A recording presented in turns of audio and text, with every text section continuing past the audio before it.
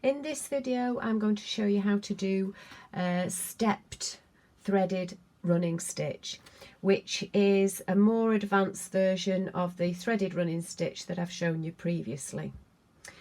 This is a more complicated stitch, and I find it's easier to actually draw out in light pencil the template that I want to use. So if you, just to explain that, if you can see here, I've got 2 rows of lines. Now what's really important about this, and this is key to the stepped threading running stitch working, is that you need the 2 lines to be staggered. So if you can see, the top line of pencil marks is there, but the one underneath, I always make sure that the line overlaps the one above. So can you see? And the reason for this, it'll become clear when I actually show you the stitch. So you've got 2 rows of pencil marks, and that's just to help me, because I now need to sew over those with thread, which I've already done here below with the orange thread. So you can see I've got 2 rows of running stitch, but they're staggered.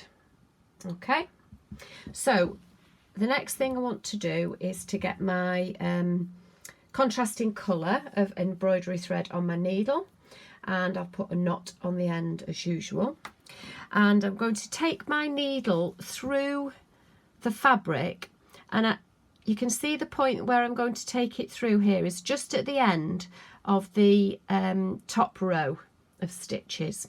Okay.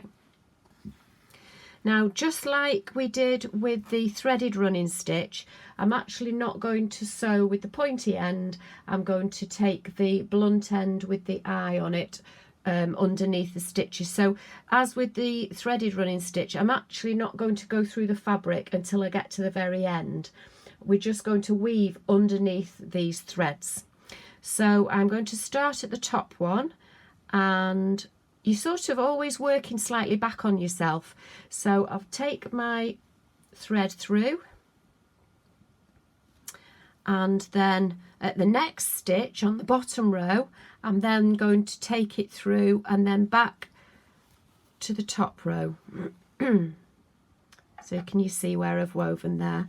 And then to the next stitch, I'll take it through and then under to the previous stitch on the bottom row, and continuing there. So I'll just continue along the line so I can show you the effect that it gives. Again, it's a really simple stitch once you get your head around which stitch to go under and over, but it gives a lovely lacy finish, and again works really well with a contrasting stitch. It's contrasting embroidery thread. You could, even though I've used orange for both rows of running stitch, you could use 2 different colours. So you could have the top row as one colour and the bottom row as another colour. Again, if you wanted to experiment with that, just give it a try. So I'm always going underneath the stitches. I'm never going through the fabric. And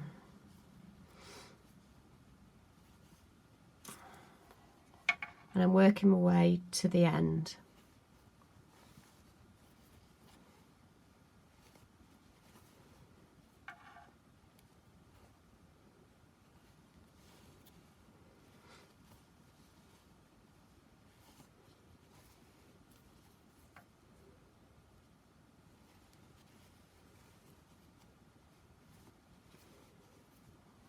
Okay, so I'm reaching the end now.